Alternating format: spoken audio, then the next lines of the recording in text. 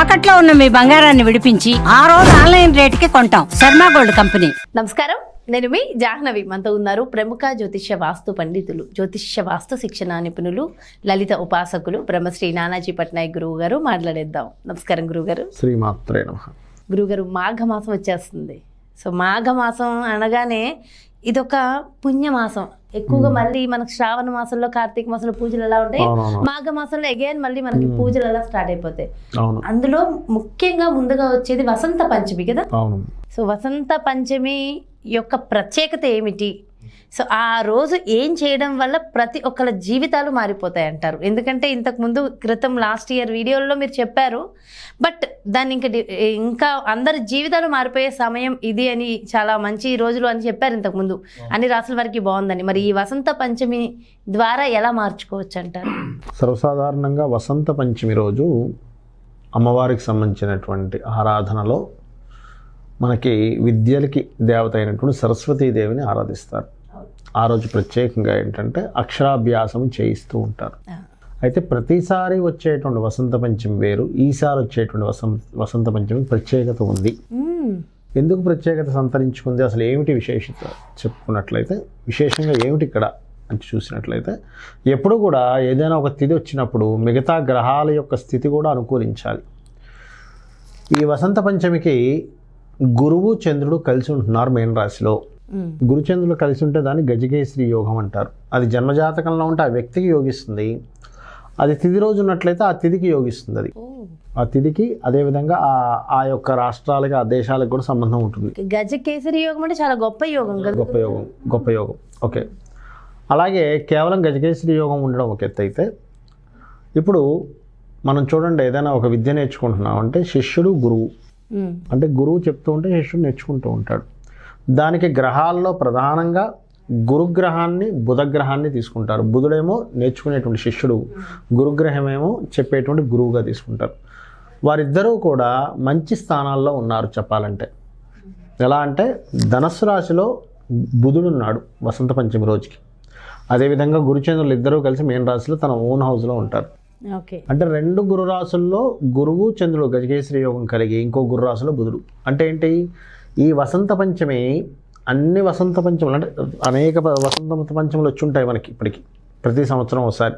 కానీ ఇక్కడ ఏమవుతుందంటే, ఈ కాంబినేషన్ కలిగినప్పుడు ఉన్న వసంత పంచమికి విశేషమైనటువంటి ఎనర్జీ ఉంటుంది. అయితే ఈ ఎనర్జీ యాజ్ ఇట్ ఈజ్గా ఇప్పుడు ప్రతి తల్లిదండ్రి ఏంటంటే, మా అబ్బాయికి పలానా వసంత పంచమి రోజు అక్షరాభ్యాసం చేయించాలి, గొప్పవాడు అవ్వాలని, లేదా మా అమ్మాయి అవ్వాలని చెప్పి చేయిస్తారు. అయితే ఇక్కడ ఏంటంటే చిన్న ఆ గ్రహస్థితి ఏర్పడినప్పుడు ఉన్నటువంటి చిన్న దోషాలు కూడా మనం తొలగించుకోవాలి. అవి ఎలా తొలగుతాయి, అసలు తల్లిదండ్రులు ఏం చేయాలో కూడా చెప్తాను నేను మీకు. ఓకే గురుగారు. ఫస్ట్ ఆఫ్ ఆల్ ఏంటంటే, ఇక్కడ నేను కింద గ్రహస్థితి గురించి చెప్పాను. మీనరాశిలో చంద్రుడు గురువు ఉన్నాడండి, ధనస్సులో బుధుడు ఉన్నాడు. ఇది ఒక మంచి కాంబినేషన్ అని చెప్పి చెప్పాను, ఏకరాశి సంబంధంగా ఉన్నటువంటివని. కానీ ఆ గురువు చంద్రుడు ఉన్నటువంటి రాశికి అటు ఇటు శని రాహువులు ఉన్నారు. అంటే ఎవరైనా సరే, ఇప్పుడు మనం వీడియో రిలీజ్ చేస్తాం ఈరోజు ఉదాహరణకి, ఇంకొక వారం రోజుల్లో వసంత పంచమి ఉంది. ఆ లోపల అక్షరాభ్యాసం చేయించే లోపల గురుశని గ్రహాల దగ్గర దీపారాధన చేయండి.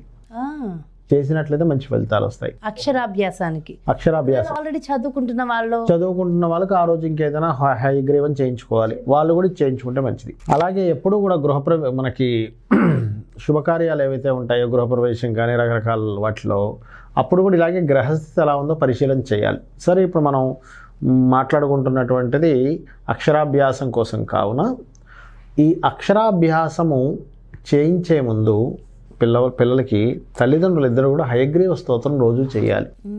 తల్లిదండ్రులు చేయాలి. ఎందుకంటే తల్లిదండ్రుల యొక్క ఆశీస్సులు పిల్లవాడికి వెళ్తాయి. అమ్మాయి కావచ్చు, అబ్బాయి కావచ్చు, పాప బాబు వారు వెళ్ళినప్పుడు వీళ్ళు ఆశీర్వదించాలంటే హయగ్రీవం ఎనర్జీ వీళ్ళలో ఉండాలి. ఇప్పుడు చూడండి, ఇప్పుడు ఒక మంత్రము గురువుల దగ్గర నుంచి పొందుతాం మనం. ఆ ఇచ్చిన గురువు ఆల్రెడీ దాన్ని సాధన చేసి ఉండి ఉంటాడు. అది కాళీ మంత్రం కావచ్చు, వారాహి కావచ్చు, ఎనీ దుర్గా మంత్రం కావచ్చు, గణపతి కావచ్చు, ఉచ్చిష్ట గణపతి కావచ్చు, ఏదైనా కానీ. ఇక్కడ తల్లిదండ్రులకి బిడ్డలకు ఉన్నటువంటి బంధం ఎలాంటిదంటే, ఆటోమేటిక్గానే వీళ్ళ బ్లెస్సింగ్స్ పిల్లలకి వెళ్తూ ఉంటాయి. మనసులో ప్రతి తల్లిదండ్రులు ఏంటి, మా అబ్బాయి గొప్పవాడు అవ్వాలి, బాగా చదువుకోవాలి, ఫస్ట్ ర్యాంక్ రావాలి, మంచి మంచి పొజిషన్లోకి వెళ్ళాలి, ఉన్నత స్థాయిలో ఉండాలి.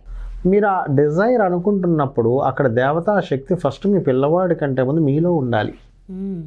హయగ్రీవ మంత్రం ఎప్పుడైతే చేసుకుంటూ ఉంటాం మీలో ఆ జ్ఞానాన్ని ఇచ్చేటువంటి మంత్రం ఏంటది? జ్ఞానానందమయం దైవం అంటారు. అంటే జ్ఞానమే మొత్తం ఆయన అయి ఉన్నాడు. నిర్మల స్ఫటికాకృతి, నిర్మలంగా ఉండే స్ఫటికాకృతం అంటే నిర్మలంగా ఉంటూ, స్ఫటికం ఎలా ఉంటుంది? క్రిస్టల్గా ఉంటుంది. అది ఇప్పుడు మనం చూడండి, ఏదైనా ఒక జ్ఞానం మనకి రావాలంటే మనం క్రిస్టల్లాగా ఉండాలి, అంటే దేనిని యాక్సెప్ట్ చేసేలా ఉండాలి. జ్ఞానానందమయం దేవం నిర్మల స్ఫటికాకృతిం ఆధారం సర్వ విద్యానాం, అన్ని విద్యలకు ఆధారం ఆయనే అనే కాన్సెప్ట్ ఫస్ట్ తండ్రి నమ్మి బిడ్డని ఆశీర్వదించినప్పుడు ఏమవుతుందంటే ఆ రోజు పిల్లడికి ఆ రోజు నుంచి ఆ ఎనర్జీ ఎప్పుడైతే తల్లిదండ్రుల ద్వారా బిడ్డలకి వెళ్ళిందో ఆ విద్యలకి ఆధారమైనటువంటి హయగ్రీవ యొక్క ఆశీస్సులు మరియు సరస్వతీదేవి యొక్క అనుగ్రహము కలుగుతాయి. మరియు మీరు ఇక్కడ అనుకోవచ్చు అదేంటంటే ఆల్రెడీ ఎప్పుడో అయిపోయింది అనుకుందాం, మరి వసంత పంచమి దేనికి చేసుకోవచ్చు? ఎస్, ఎగ్జాక్ట్లీ నా డౌట్ అదే ఉంది గురువుగారు. ఆ రోజు ముఖ్యంగా యాలకులతో దండని గుచ్చి హయగ్రీవుడికి వేయాలి.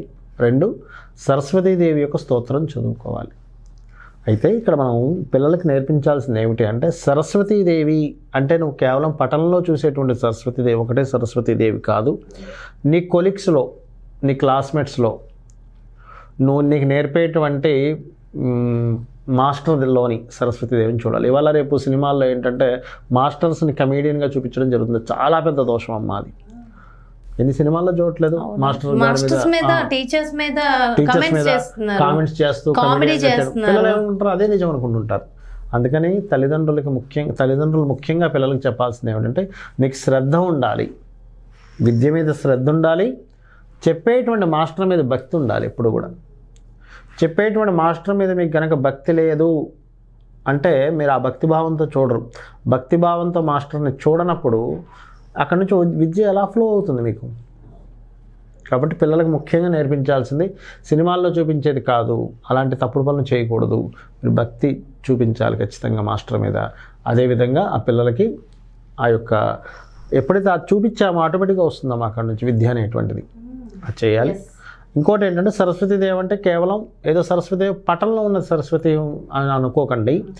మీరు చదువుతున్న ప్రతి అక్షరము సరస్వతే, టీచర్ చెప్తున్న ప్రతి పలుకు సరస్వతే, మీ తోటి విద్యార్థి చెప్తున్నా అంటే అందులో కూడా సరస్వతీదేవి ఉంటుంది అనేటువంటి ఒక కంప్లీట్ నాలెడ్జ్ అని చెప్తుండాలి. నాలెడ్జ్, సరస్వతి అంటే నాలెడ్జ్, జ్ఞానము.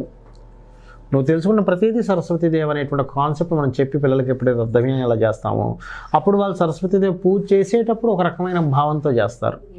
అదొకటి గురువుగారు. ఇంకొకటి సరస్వతి చదువు ఇలాంటివన్నీ కేవలం విద్యార్థులు అంటే చిన్న పిల్లలకి మాత్రమే కాదు కదా, అందరికీ నిరంతర విద్యార్థులం కదా మనందరం. అయ్యో మనందరం నిరంతర విద్యార్థులమే. సో మనందరికీ కదా అదంతా. పుస్తకంలో చదువుతున్నది మాత్రమే విద్య కాదు.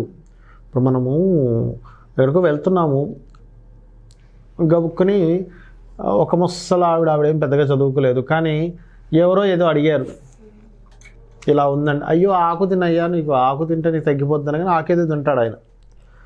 నెక్స్ట్ డే వచ్చి ముసలాంతో చెప్తున్నాడు, అయ్యో ఇన్ని సంవత్సరాలు డాక్టర్ దగ్గరికి వెళ్తున్నాను తగ్గలేదు, నువ్వు ఏదో ఆకు చెప్పి ఆకు తినగానే ఎలా తగ్గిందంటే అదే విద్య. మరి విద్య ఎంబీబీఎస్ చదువుతానే విద్య కాదు అక్కడ. అదే కదా. ఏ సమస్యకి ఏ పరిష్కారం చేసుకుంటే ఆ సమస్య తీరుతుందో అది జ్ఞానం. ఆ జ్ఞానమే విద్య. విద్య అంటే జ్ఞానం. చాలా మంచి మంచి విషయాలు గురువుగారు, చాలా అవసరము. అంటే చదువు అనేది నిజంగా మీరు అంటున్నట్టు ఈ మధ్య ఈ రోజుల్లో చాలా కామెడీ అయిపోయింది, బట్ అది కాదు, సీరియస్ చదువు. ఎందుకంటే సరస్వతీదేవి పూజ రోజు మనం చెప్పాల్సినటువంటిది సరస్వతీదేవి పూజ కంటే కూడా, అంటే పూజ చెబుతూ గురువు యొక్క ప్రాధాన్యత బయట చూపిస్తున్నటువంటి వాటిని తీసుకోకూడదు, మహాపాపము తప్పు అనేటువంటి భావన చెప్పాలి ఫస్ట్ పిల్లలకి. ఎస్. అండ్ ఖచ్చితంగా ప్రతి ఒక్కళ్ళు ఆ రోజు పఠించవలసిన మంత్రం శ్లోకం ఏమైనా ఉన్నాయా గురువుగారు? హయగ్రీవ మంత్రం. హయగ్రీవ మంత్రం సరస్వతి అంటే హయగ్రీవ హయగ్రీవ హయగ్రీవ ఇలా అనుకుంటే సరిపోతుంది. అలా అనుకోవచ్చు. లేదా సరస్వతి స్తోత్రం, సరస్వతి నమస్తు వరదే కామరూపిణి విద్యారంభం కరిష్యామి సిద్ధిర్భవతు సదా. సో ఇలాంటివన్నీ చదువుకుంటూ ఉంటే ఇంకా మంచి ఫలితాలు కలుగుతాయి. చాలా మంచి విషయాలు తెలియజేశారు గురువారు. ఇది కూడా విశేష పరిజ్ఞానం. నిజంగా గురువు అంటే ఇదే, ఇలా మేము నేర్చుకోవడము ఇవన్నీ కూడా నాలెడ్జ్ అమ్మా. అంటే నాకైతే బాగా అర్థమైంది, మనం నేర్చుకునే ప్రతిదీ మంత్ర రూపంలో కానీ విషయ పరిజ్ఞానం కానీ ఇదంతా కూడా విద్యే. ఇది ఏ వయసు వాళ్ళైనా సంబంధం లేదు, రెమెడీ అని మనం ఫాలో అవుతున్నాం, అది విద్యే కదా గురువుగారు. సో ప్రతి ఒక్కరికి ఇది ఖచ్చితంగా ఉపయోగపడుతుంది. థ్యాంక్ యూ సో మచ్ గురువుగారు. నమస్కారం. శ్రీమాత్రే నమః. సో చూసారు కదండి, నిజంగా ఎంతో మంచి విషయాలు, విశేష పరిజ్ఞానాన్ని ఈ వీడియో ద్వారా కూడా వీక్షించారు కదా. ఖచ్చితంగా మరి వసంత పంచమి మహద్భుతమైన రోజు, అందున ఇప్పుడు వచ్చే ఈ వసంత పంచమి ఇంకా అద్భుతమైన రోజట. సో ఖచ్చితంగా మరి ఆ రోజుని ప్రతి ఒక్కళ్ళు వినియోగించుకుని అందరూ కూడా విషయ పరిజ్ఞానం, నిజమైన విషయ పరిజ్ఞానంతో చక్కగా ఎప్పుడు హ్యాపీగా జ్ఞానం నేర్చుకుని జ్ఞానవంతులై ఉండాలని మనస్ఫూర్తిగా కోరుకుంటూ మరో చక్కటి కాన్సెప్ట్తో మళ్ళీ మీ ముందుకు వచ్చేస్తాను. నమస్కారం, మీ జాహ్నవి.